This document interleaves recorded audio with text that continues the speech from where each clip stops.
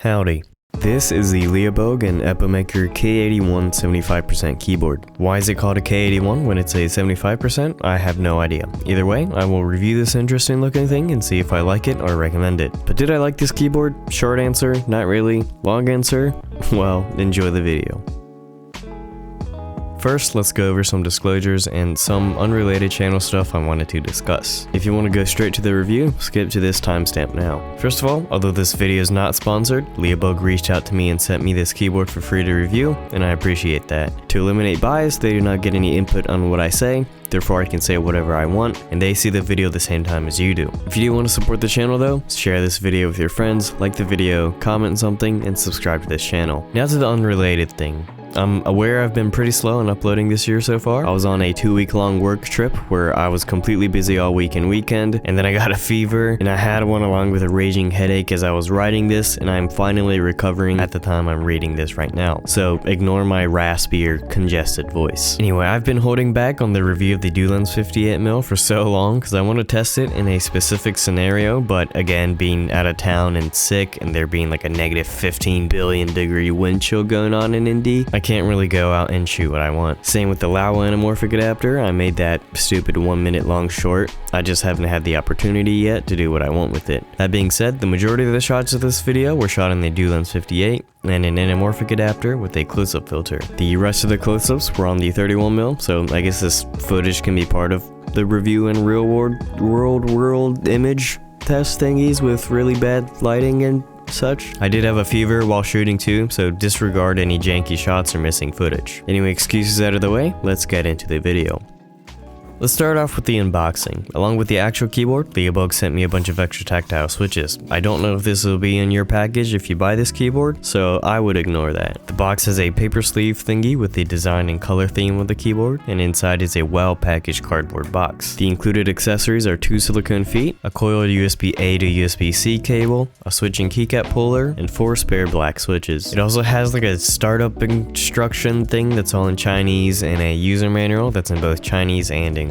As I mentioned in a previous video, I'm not a huge fan of coiled cables. I just don't think they're as practical or even look as neat as regular straight cables, especially since they aren't long enough. These also aren't the best quality either, with a rubber or plastic cover, and the color doesn't match the theme of the keyboard whatsoever. The rubber feet actually aren't spares, but they go over the existing silicone feet to add a bit of typing angle. The switch pillar's generic, nothing to really talk about, and the switches, we'll go over those in a bit. As we take the keyboard out, we are greeted with an almost comically shiny, transparent acrylic keyboard. There was a plastic peel on it, and they decided to put a paper sticker that's impossible to tear off on the keyboard itself, which was really unsatisfying. But this peel ASMR will more than likely make up for it. So here it is, the K81. This is a 75% hot swappable mechanical keyboard with a completely transparent acrylic case and clear polycarbonate and PPT keycaps. It has a good amount of heft to it, weighing 1.1 kilograms, or for people who use the incorrect units, 2.43 pounds. The layout is very similar to the K75 Pro without the F13 key and with a knob. And yes, this does have a knob. It's a bit unconventional though, where the edge turns and the middle stays stationary and is clickable. The design that was sent to me was the mint salt design with a bright turquoise or mint and white theme. The switches are the Leobog ice crystal switches. They are linear switches with a very light operating force of 35 grams. I don't know if it's because they're so light, but they have a good amount of scratch, and there's a bit of resistance when you start pressing down, kind of like a click. Not a really good look for the build quality, and is also a bit too light for my taste. The PCB also uses north-facing switches, so you may hit a limit with which keycaps you can use. Now hold up a minute, the spare switches are black, why am I showing the keyboard with white switches? Well, there's a single key that uses a black switch and is the spacebar. I have no idea which switch this is, but it is tactile. I'm not a huge fan of tactile since they have the same vibe as like pimples for some reason. I also have no idea why only the spacebar is a tactile switch. It may or may not have been a mistake, but the product photos on the Leobog website as well as Amazon both show that black switch on the spacebar. I definitely would have kept that spacebar linear as well, just to have a consistent typing experience. Speaking of consistent, the stabilizers. Well, they actually aren't consistent. All the stabilized switches felt over-lubed to a different degree and were mushy and scratchy at the same time. There at least is no rattle, but the fact that the stabilized keys feel completely different than the rest of the keyboard is confusing when typing. I'll have a sound test at the very end of the video.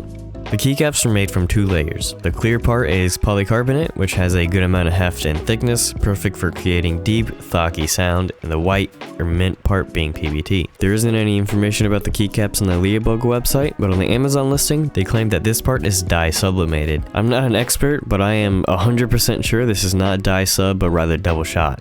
I think. The tiny icons and the text you see for their function operations might be, but they must be really thick since you can feel them pretty obviously if you rub your finger across them. They also claim that these keycaps are ASA profile, but I am almost positive they are cherry. Them being completely wrong about these specs make me think it's some sort of copy-paste error.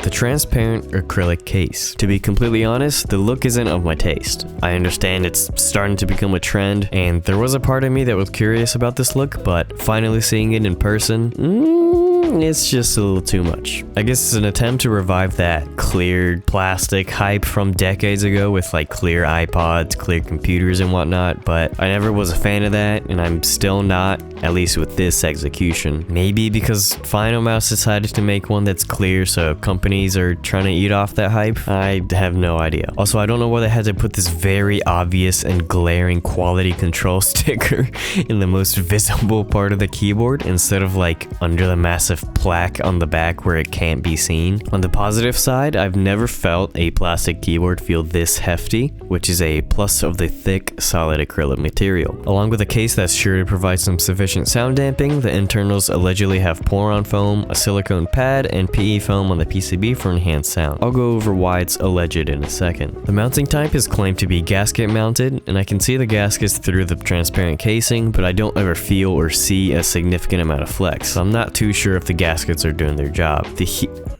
heat kicked in and there's a f***ing truck outside. I just moved in here 2 months ago and I already want to move out. It's so f***ing loud and neighbors are Let's talk lighting. When something is completely clear and has RGB, you know they're trying to sell the lighting as one of their biggest gimmicks. And it's like an RE Sky panel with keycaps. It has a cool animation when you plug the thing in, but the lighting is bright as hell. They did not care at all for controlling any light leak, and they just went absolute ham with it. Personally, I have grown out of the rainbow vomit phase and find it distracting, and the lighting's just way too bright, even on the dimmest option when all the keys are illuminated. The function key also stays red even when you have the lighting turned off, which is decently annoying. But if you're about that rainbow goodness and have a good optometrist, this might be a fun option. The keyboard has software as well, where you can reassign keybinds and change lighting. It is basic and isn't anything special to comment on, but as with any custom keyboards, a VIA or KeyMK integration would have been best. It is interchangeable from Mac and Windows, and apparently Android and iOS as well. This can be used wired, wirelessly with the USB dongle that is stored in the back, or with Bluetooth to 3 different devices. This has a 3000 mAh battery that is charged by USB-C on the back.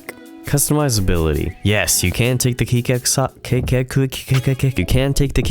off. Yes, you can change switches. Can you take this thing apart? I have no idea. I do not see any screws anywhere on the outside where I could take this apart from, and I didn't want to start hacking away at it and risk damaging the acrylic. I even took all the alpha keycaps off and still saw no screws. From my eyes, this is a big fat no, and it takes away from the experience of this hobby of custom keyboards.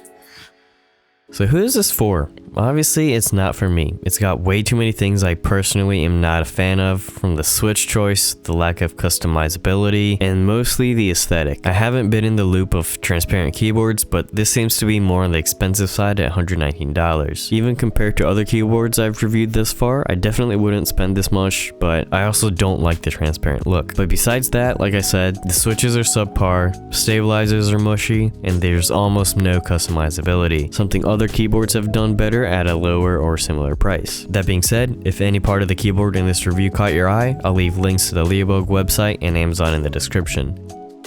Well, I hope you enjoyed that video. I apologize if it was just a dull video where I was just shitting on the product the whole time, but I'm not hating on the brand. That is my genuine, unbiased thoughts, and sometimes you don't always get a product you totally agree with. But either way, thank you for watching, and I will see you in the next video. The sound test will be right after this. Stay safe, don't die.